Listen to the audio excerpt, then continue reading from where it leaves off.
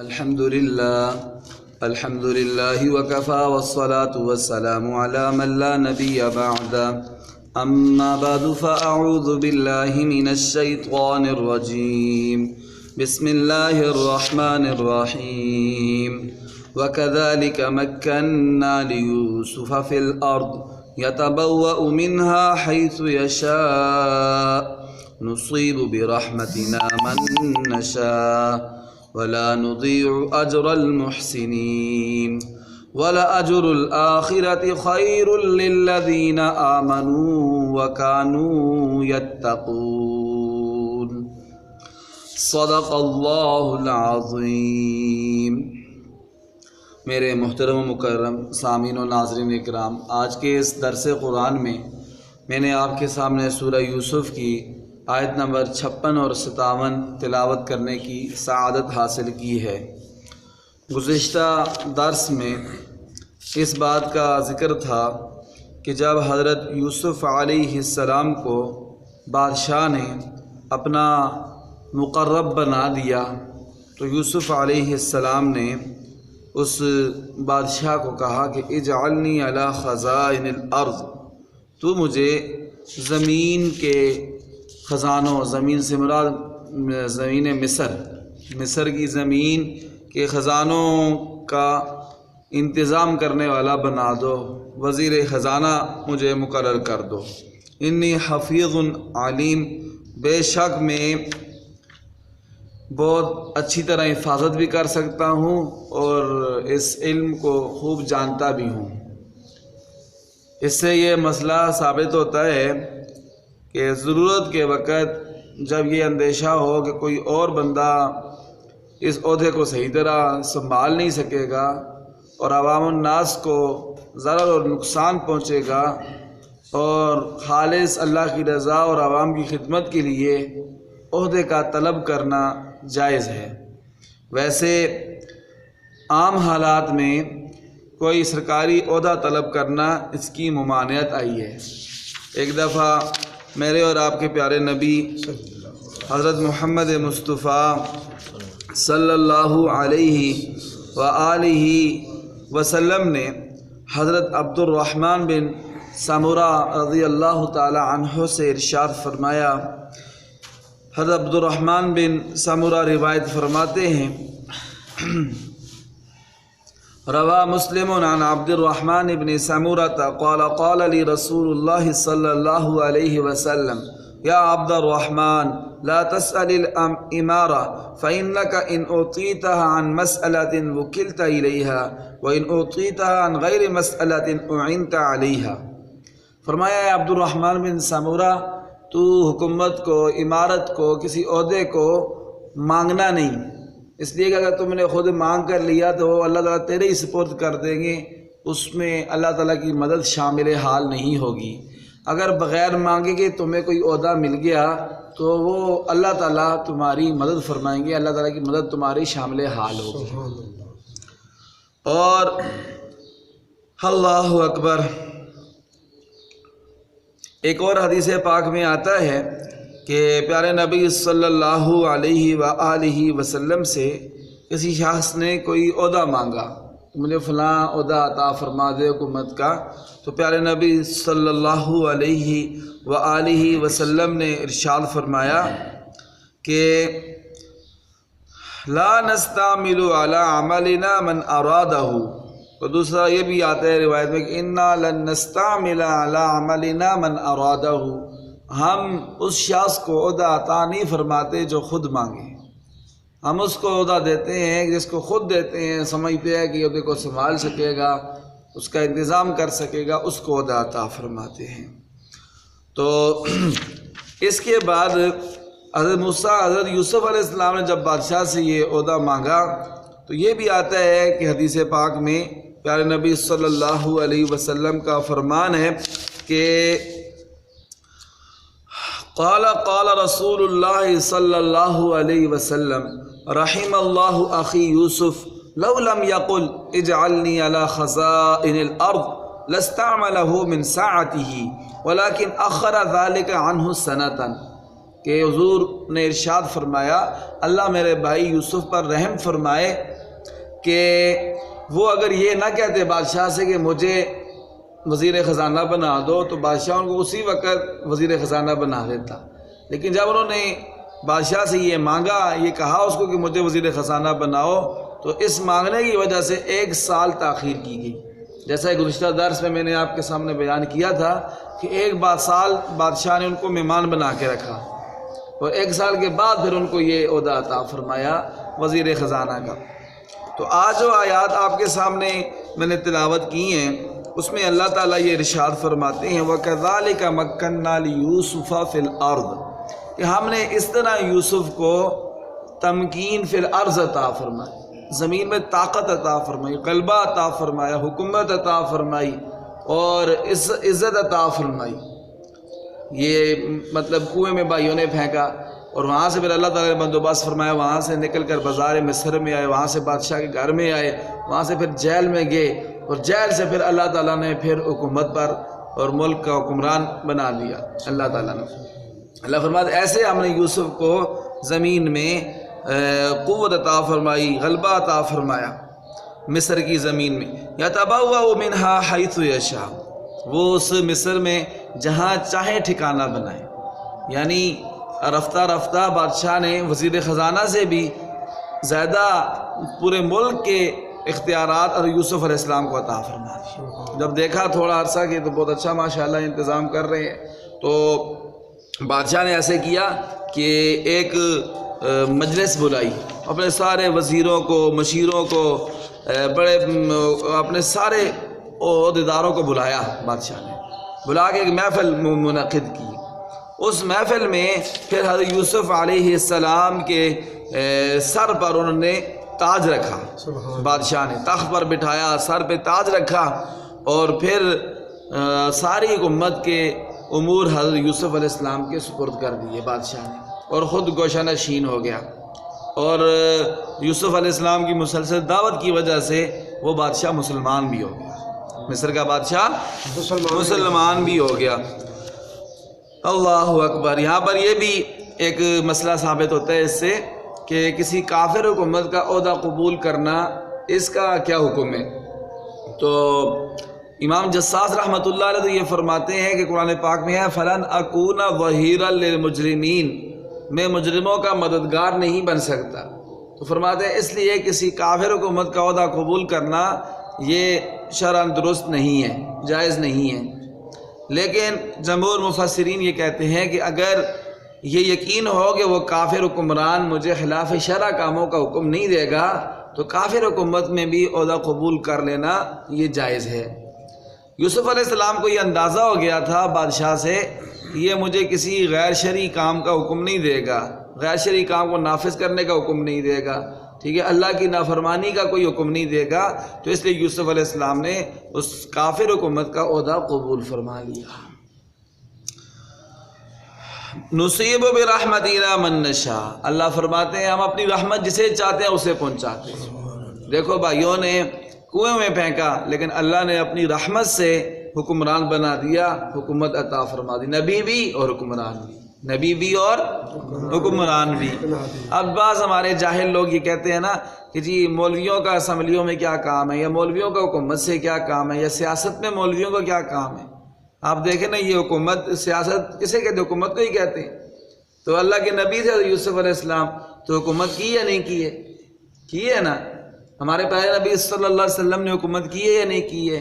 حضرت سلیمان علیہ السلام نے حکومت کی ہے یا نہیں کی ہے؟ خلفائے راشدین حضرت ابوبکر صدیق، حضرت عمر فاروق، حضرت عثمان غنی، حضرت علی المرتضیٰ، حضرت حسن، حضرت امیر معاویہ رضی اللہ تعالیٰ عنہ، عمر بن عبدالعزیز، یہ سارے ہمارے اسلام کے ہیرو ہیں۔ یا انہوں نے حکومت کی ہے یا نہیں کی ہے؟ اب بندہ کہے جی کہ یہ حکومت تو مولویوں کا کام نہیں ہے، نیک لوگوں کا کام نہیں ہے، سارے جتنے بدماش ہیں ان کے حوالے کر دو حکومت، تو پھر ملک کا یہی حال ہوگا جو ہو رہا ہے ابھی۔ نیک لوگ آگے جائیں گے، ان کے دل میں کوئی خدا کا خوف ہوگا، کوئی عوام کے لیے ان کے دل میں رحم ہوگا، تو وہ اچھے کام کریں گے، اچھے قانون بنائیں گے اور عوام کی بہتری کے لیے کام کریں گے۔ اس لیے زیادہ سے زیادہ نیک لوگوں کو، خدا ترس لوگوں کو سپورٹ کرنی چاہیے۔ تو حضرت یوسف علیہ السلام کے بارے میں اللہ فرماتے ہیں کہ ہم نے اپنی رحمت جسے چاہتے ہیں پہنچاتے ہیں، تو ہم نے چاہا یوسف پر اپنی رحمت کرنا، تو ہم نے ان کو کنویں سے نکال کر مصر کا بادشاہ بنا دیا۔ وَلَا نُضِيعُ أَجْرَ الْمُحْسِنِينَ، اور اللہ فرماتے ہیں ہم نیک لوگوں کا اجر ضائع نہیں کرتے۔ جو بھی نیکی کرتے ہیں تو یہ اچھے اور برے برابر نہیں ہیں، نمازی اور بے نمازی برابر نہیں ہیں، ٹھیک ہے، اللہ کے حکم پر چلنے والے، نبی کی سنت پر چلنے والے اور اللہ کے باغی دونوں برابر نہیں ہیں۔ تو نیک لوگوں کو پریشان نہیں ہونا چاہیے کہ جی کوئی تنگی آ جائے، کوئی بیماری آ جائے، کوئی آزمائش آ جائے تو پریشان نہیں ہونا چاہیے، دل چھوٹا نہیں کرنا چاہیے۔ اللہ فرماتے ہیں لا نضيع اجر المحسنین، ہم نیک لوگوں کا اجر ضائع نہیں کرتے۔ یوسف علیہ السلام ہمارے نیک بندے تھے، ٹھیک ہے، دیکھیں محل کے اندر خوبصورت ملکہ ہے، ٹھیک ہے، خود دعوت دے رہی ہے گناہ کی طرف، لیکن پھر بھی یوسف علیہ السلام نے اللہ کی مدد سے، اللہ سے بھی دعا مانگی اور سبب بھی اختیار کیا اور گناہ کی طرف نہیں گئے، ٹھیک ہے۔ تو اللہ فرماتے ہیں ہم دیکھ رہے تھے، ہم نے ان کا اجر ضائع نہیں کیا، انہوں نے ہماری خاطر گناہ کو چھوڑا، ہم نے ان کو بادشاہ بنا دیا۔ اسی طرح جو بھی قیامت تک آنے والا بندہ نیکی کے راستے پر چلے گا، ٹھیک ہے، ہمارا اللہ تعالیٰ کا کوئی رشتہ دار تو نہیں ہے، اللہ کو وہی بندہ اچھا لگتا ہے جو نیک ہو، متقی ہو، پرہیزگار ہو، وہ اللہ کا عزت والا ہوتا ہے، چاہے جو بھی ہو وہ۔ تو اسی طرح قیامت تک آنے والے نیک لوگوں کا ہم اجر ضائع نہیں کریں گے، دنیا میں بھی ان کو اجر عطا فرمائیں گے، اور آخرت کا اجر تو بہت زیادہ ہے۔ اللہ فرماتے ہیں وَلَأَجْرُ الْآخِرَةِ خَيْرٌ لِلَّذِينَ آمَنُوا وَكَانُوا يَتَّقُونَ، آخرت کا اجر تو بہت زیادہ بہتر ہے دنیا کے اجر سے، کن لوگوں کے لیے جو ایمان لائے اور متقی تقوی والی زندگی گزارتے تھے دنیا میں۔ اب یوسف علیہ السلام کو اللہ تعالیٰ نے دنیا میں حکومت عطا فرمائی، دنیا کی بھی عزتیں اللہ نے عطا فرمائی۔ اللہ فرماتے ہیں دنیا تو کچھ بھی نہیں ہے آخرت کے مقابلے میں، دنیا تو آخرت کے مقابلے میں کچھ بھی نہیں ہے۔ آخرت میں جو ہم ان کو مرتبہ اور مقام عطا فرمائیں گے وہ تو اس سے بہت زیادہ بڑھ کر ہوگا۔ اور یہ قرآن پاک آپ کو پتہ ہے ہمارے نبی آخری نبی ہیں، تو یہ کتاب قرآن پاک بھی آخری آسمانی کتاب ہے، قیامت تک کے انسانوں کے لیے یہ ہدایت اور رہنمائی کا اس میں سامان موجود ہے۔ تو قرآن پاک کی جو آیات ہوتی ہیں وہ خاص نہیں ہوتی ہیں، اس لیے اس میں اللہ تعالیٰ ہمیں یہ بات بھی سمجھاتے ہیں قیامت تک آنے والا جو بھی انسان ایمان لائے گا اللہ پر، اللہ کے رسول پر، اور تقوی والی زندگی گزارے گا، ہم اس کو دنیا میں بھی بہترین اجر عطا فرمائیں گے، اور آخرت کا جو اجر ہے وہ تو دنیا سے بہت زیادہ بڑھ کر۔ حدیث پاک میں آتا ہے اللہ نے ایسی نعمتیں آخرت میں تیار کر کے رکھی ہوئی ہیں اپنے نیک بندوں کے لیے، ما لا عین رأت ولا اذن سمعت ولا خطر علی قلب بشر ولا خطر، کہ آج تک کسی آنکھ نے دیکھی نہیں ہے، کسی کان نے سنی نہیں ہے، اور آج تک کسی دل پر ان کا کھٹکا بھی نہیں پیدا ہوا ہے۔ ایسی اللہ تعالیٰ نے عظیم الشان اور طرح طرح کی نعمتیں اپنے نیک بندوں کے لیے تیار کر کے رکھی ہوئی ہیں۔ اللہ تعالیٰ سے دعا ہے اللہ ہم سب کو نیک بنائے، ایک بنائے، متقی اور پرہیزگار بنائے، اور یہ دنیا میں بھی اللہ تعالیٰ اپنی رحمتیں نازل فرمائے ہم پر، اور آخرت کا جو بہترین اجر ہے اللہ تعالیٰ وہ بھی ہمیں عطا فرمائے۔ وآخر دعوانا الحمدللہ رب العالمین۔ یہ آج کے درس کا خلاصہ تھا جو آپ کے سامنے ذکر کیا ہے۔ اس کے بعد انشاءاللہ کل کے درس میں پھر جو حضرت یوسف علیہ السلام نے خواب کی تعبیر بتائی تھی بادشاہ کو، جو حضرت یوسف علیہ السلام نے بادشاہ کو خواب کی تعبیر بتائی تھی کہ 7 سال قحط کے آئیں گے، پھر آئندہ کے درس میں وہ پھر قحط شروع ہو جاتا ہے، پھر قحط شروع ہو جاتا ہے، اور پھر اس کا اثر دور دور تک پہنچ جاتا ہے، حتیٰ کہ حضرت یوسف علیہ السلام کے جو بھائی ہیں، والد صاحب تھے، ان تک بھی اس قحط کا اثر پہنچ جاتا ہے، اور انہیں پتہ چلتا ہے کہ مصر کے بادشاہ کے پاس غلہ ہے، خزانہ ہے، ٹھیک ہے، کھانے کے لیے، تو وہ پھر وہاں سے سفر کر کے مصر آتے ہیں۔ پھر اس کا ذکر ہے انشاءاللہ وہ کل کے درس میں ذکر کریں گے۔ اللہ تعالیٰ آسان فرمائے۔ اب ان آیتوں کا ترجمہ سماعت فرمائیں۔ اعوذ باللہ من الشیطان الرجیم، بسم اللہ الرحمن الرحیم۔ میں شروع کرتا ہوں اللہ کے نام سے جو نہایت مہربان بڑا رحم کرنے والا ہے۔ وَكَذَلِكَ مَكَّنَّا لِيُوسُفَ فِي الْأَرْضِ، اور اسی طرح ہم نے مرتبہ اور مقام عطا فرمایا، قوت اور طاقت عطا فرمائی، تمکین فی الارض عطا فرمائی، کس کو؟ لیوسف، یوسف علیہ السلام کو، یوسف علیہ السلام کو، فی الارض، زمین مصر میں، یتبوأ منہا حیث یشاء، یوسف علیہ السلام ٹھکانہ بناتے تھے مصر کی سرزمین پر، حیث یشاء، جہاں چاہتے، جہاں یعنی پورے ملک پر ہم نے ان کو کنٹرول عطا فرما دیا، حکومت عطا فرما دی، ان کا اختیار چلنے لگ گیا۔ نصیب برحمتنا من نشاء، ہم اپنی رحمت جسے چاہتے ہیں اسے پہنچاتے ہیں، جسے چاہتے ہیں اسے اپنی رحمت پہنچاتے ہیں، کوئی اس کو روک نہیں سکتا۔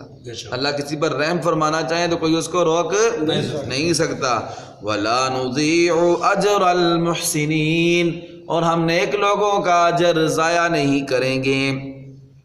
وَلَأَجْرُ الْآخِرَةِ خَيْرٌ لِّلَّذِينَ آمَنُوا، اور آخرت کا اجر بہت زیادہ بہتر ہے دنیا سے، کن لوگوں کے لیے؟ لِلَّذِينَ آمَنُوا، جو ایمان لائے، جو ہاں، اس سے یہ ثابت ہوگا کہ آخرت کا اجر کافروں کو نہیں ملے گا، آخرت کا جو اجر ہے کافروں کو نہیں ملے گا۔ اللہ نے شرط لگا دی ہے، لِلَّذِينَ آمَنُوا، ان لوگوں کے لیے ہوگا آخرت کا اجر جو ایمان لائے، اور صرف یہ بھی نہیں کہا کہ ایمان لائے اور بس پھر سو گئے، نام کے مسلمان بن گئے ہماری طرح، بلکہ فرمایا وَكَانُوا يَتَّقُونَ، اور دنیا کی زندگی متقی اور پرہیزگاری والی زندگی، تقوی اور پرہیزگاری والی زندگی گزارتے تھے دنیا میں، ان کو یہ اجر عطا فرمائیں گے آخرت کا۔ اللہ ہمیں نصیب فرمائے۔ ربنا تقبل منا انک انت السمیع العلیم وتب علینا یا مولانا انک انت التواب الرحیم۔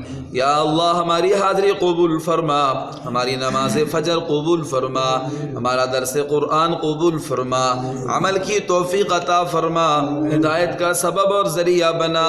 یا اللہ جتنے بھی ایمان والے فوت ہو چکے ہیں، خصوص بالخصوص ہمارے والدین میں سے، بہن بھائیوں میں سے، عزیز و اقارب میں سے، رشتہ داروں میں سے، یا اللہ ہمارے آباء و اجداد میں سے، یا اللہ سب کی مغفرت فرما۔ یہ جو قرآن پاک کی تلاوت کی ہے اس کا ثواب ان کی روحوں کو پہنچا، آخرت کی منازل آسان فرما، جنت الفردوس میں جگہ عطا فرما، عذاب قبر سے محفوظ فرما، قبر کو جنت کا باغ بنا۔ جتنے بھی ایمان والے بیمار ہیں، گھروں میں ہیں، اسپتالوں میں ہیں، سب کو شفائے کاملہ عطا فرما۔ یا اللہ جتنے بھی مظلوم ہیں، ظالموں کے ظلم سے نجات نصیب فرما، مقروضوں کو قرضوں سے خلاصی عطا فرما، بے اولادوں کو نیک اور صالح اولاد عطا فرما، اولاد والوں کی اولادوں کو نیک فرما بردار، اپنے ماں باپ کی آنکھوں کی ٹھنڈک بنا۔ یا اللہ ہم سب کو، ہمارے گھر والوں کو، ماں باپ کو، بہن بھائیوں کو، سب کو یا اللہ ہر قسم کی معذوری، لاچاری، محتاجی، تھانوں کچہریوں، عدالتوں، اسپتالوں کے چکروں سے محفوظ فرما، اپنی ذات پاک کے علاوہ کسی کا محتاج نہ فرما، اچانک موت سے، ایکسیڈنٹ کی موت سے، حادثے کی موت سے، جوانی کی موت سے، پانی میں ڈوب کر مرنے سے، آگ میں جل کر مرنے سے محفوظ فرما، موت سے پہلے موت کی تیاری کا موقع نصیب فرما، بار بار اپنے پیارے گھر بیت اللہ کا طواف نصیب فرما، اپنے پیارے نبی کے روزے کا دیدار نصیب فرما۔ جن بھائیوں نے، دوستوں نے دعاؤں کا کہا ہے، ان کی جو بھی جائز حاجات ہیں اپنے فضل و کرم سے، اپنی رحمت سے پوری فرما۔ وصلی اللہ تعالی علی خیر خلقہ محمد وعلی آلہ واصحابہ اجمعین برحمتہ۔